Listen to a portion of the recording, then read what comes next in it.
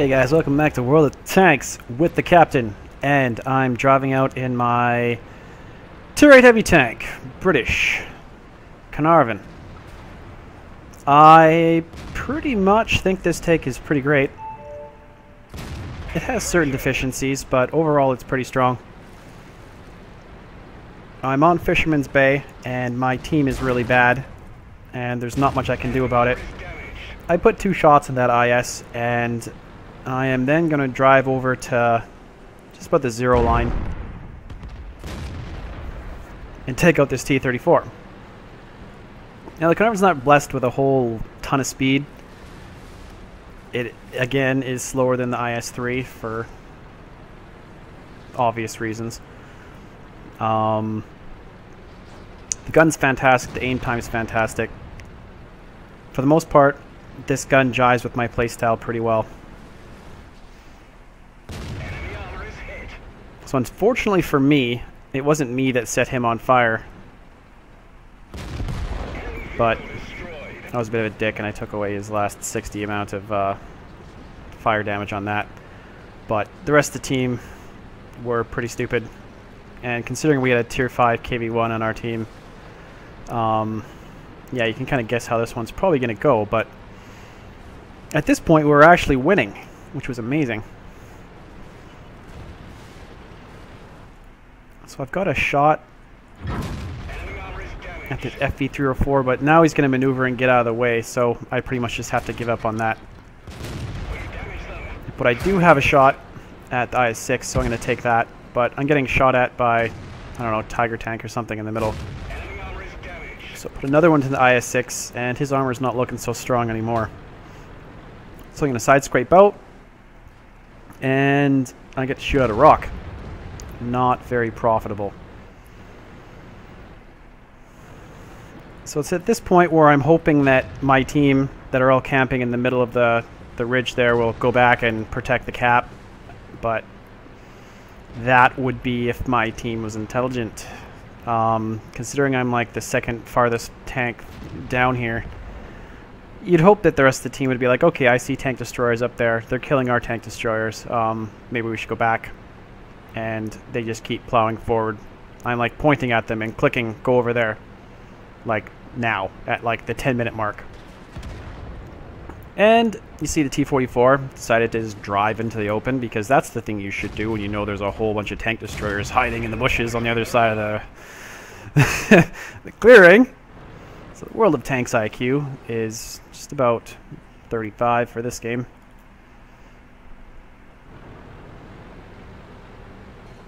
And now it looks like I'm going to get some shots at the Hellcat. So I put one into him, pop back down. This is the best thing about the Caernarvon, is that it shoots and like it reloads in like 6 seconds. 6 and a bit, like 6.5.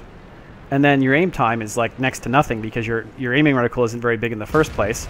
And yes, that shot did go in. It did about 250 damage to him. So that's nice. Oh, look, we got an A44 who's blasting over here. Put one into him.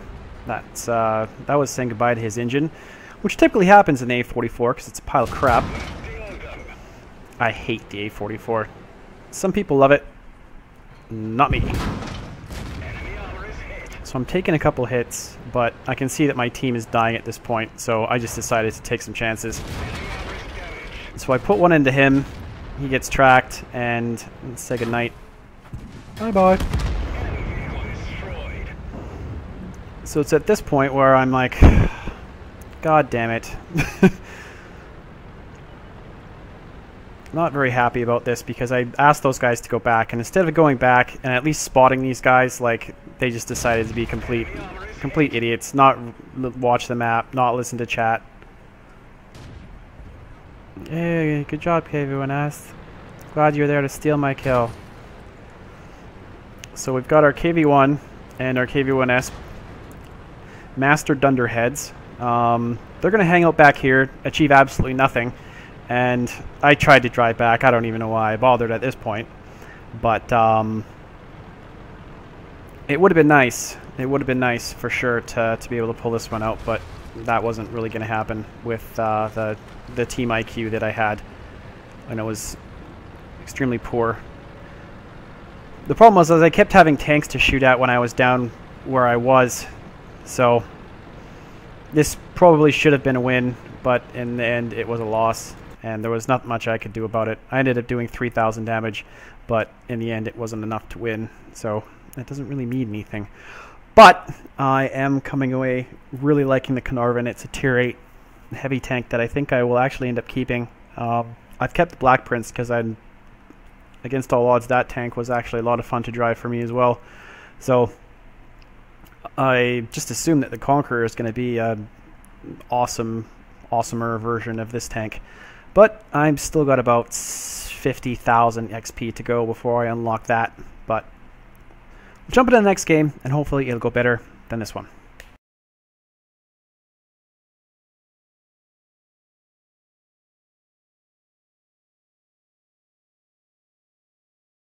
Alright, so this one on steps. This is actually the very next game that I played, and I decided I wasn't in a great mood after the last one, so I was like, I'm going to play aggressively in this one.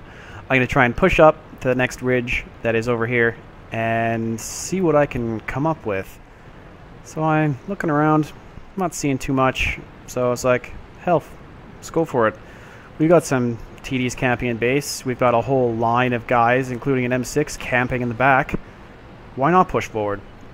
Problem is when I push forward, their whole team pushes down into this valley. And now I've got all these guys rushing up to shoot at me, which is bad. So I put one into the Cromwell. Pershing's going to put one into me. So I've got a KV-13, a Cromwell, and a Pershing, all lining up to take shots. And I'm getting shot by the T-150 in the back. And these guys are all sitting in the back doing absolutely bupkiss because they're really stupid. So I ram him, knock his tracks off. Put one into him. I'm just taking tons of shots here, but I'm not dying, so it was good. So he dies. Now I'm going to concentrate on getting rid of this tank. So he's down. I got to try and see if anyone's coming to the left. He's not. This VKD actually did help me out quite a bit. More than all these numpty retards in the back over here that did absolutely frickin' nothing as far as I could tell. So I put another one into the Pershing's turret, and I'm still alive, and I can actually take a couple more hits. So, unfortunately for me, I now have a T-150 to deal with, and there's a whole bunch of tanks also rushing from over here to come and try and shoot at me as well. So I'm just going to try and keep pushing the tempo, and these guys are still just hanging out in the back, being what 35% win rate players do, just hanging out, being douchebags. And we've got an SU-100 just sitting there, so I put one into him, pull back a bit, and I'm just assuming he's in the same spot-ish. And that wasn't really greatly aimed shot, but it was enough to hit him. And then I get the YOLO rushers, so now I've got nothing as far as hit points, and I'm just trying to not die at this point. And I'm bouncing shells, and then yeah, that was it. In that short skirmish where we had our JP2 doing nothing, and our M6 doing mostly nothing, and our Ferdinand doing mostly nothing, and then our Hellcat sitting on this ridge where he can't shoot down into here doing mostly nothing, did 3,000 damage again, which happened to be the most in the team again, and not really getting a lot of support from anyone except for the only other smart guy in the team, which was the VK3001D. So, yes, I did play really aggressively, and yes, I did kind of strand myself out here, but at the end of the day, like, if these guys would have been intelligent enough to be on this ridge, like, covering me, they would have had free shots at all these guys, and I wouldn't have died, probably. But that's what you get for playing aggressively, and that's what you get when your team doesn't back you up. But at the end of the day, the Caernarvon is pretty fun tank to drive. I mean, it took a lot of hits there, and I still didn't die until, you know, it was like 3 or 4 minutes into the game. But 3,000 damage is pretty decent for that span of time. So thanks for watching, and buy your Caernarvons soon, because you'll be able to get a chieftain maybe at the end of the year, maybe in 2016. Depends on what Wargaming's doing.